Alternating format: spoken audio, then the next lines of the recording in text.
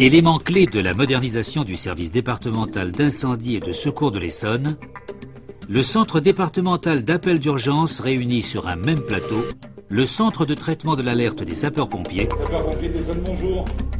et le centre de réception et de régulation des appels médicaux du SAMU. Objectif, mettre la victime, quelle qu'elle soit, au cœur du dispositif. Les appels en provenance du 15 aboutissent au pôle santé, puis sont régulés par le pôle médecin. Les appels en provenance du 18 et du 112 sont dispatchés vers les pôles spécialisés feu ou mixte des sapeurs-pompiers. Cette proximité physique de l'ensemble des pôles et la présence permanente de médecins du SAMU se justifient pleinement. 70% des interventions concernent le secours à la personne.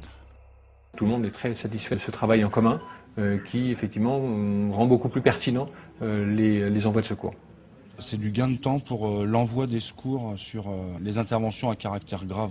On va obtenir effectivement le regard d'un médecin régulateur qui, lui, va dire oui, on envoie une ambulance sapeur-pompier, oui, je couvre avec une ambulance du SAMU, effectivement, pour avoir un médecin sur les lieux et diagnostiquer l'état de la victime.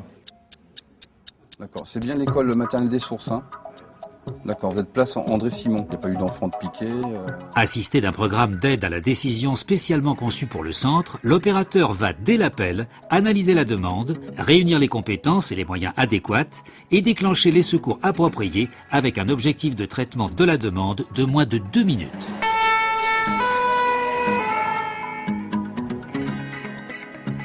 Le système d'information géographique permet de guider les secours dans la complexité urbaine et de localiser les moyens engagés en temps réel.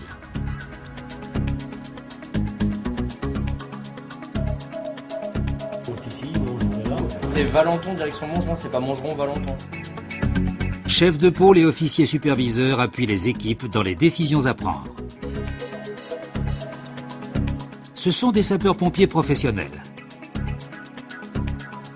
Les opérateurs sont à 95% des personnels administratifs et techniques spécialement formés. Et pour 90% d'entre eux, sapeurs-pompiers volontaires.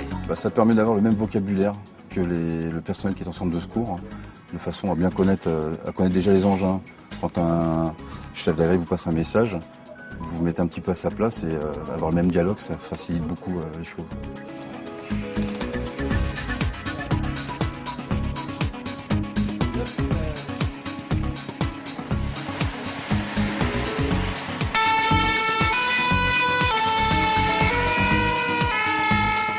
Sur une garde de 24 heures, en moyenne, on a entre 1300 et 1500 appels, 18 ou 112, pour à peu près 250 à 300 interventions. Donc on a à peu près 3 voire 4 fois plus d'appels par rapport au nombre d'interventions. Le centre départemental d'appel d'urgence est l'aboutissement d'une politique de gestion affirmée du Conseil général de l'Essonne. Les sapeurs-pompiers de l'Essonne, bonjour. Avec plus de 90 000 interventions par an, une toutes les 5 minutes, les 110 personnes qui travaillent au centre d'appel optimisent l'action de l'ensemble des centres d'incendie et de secours du département de l'Essonne.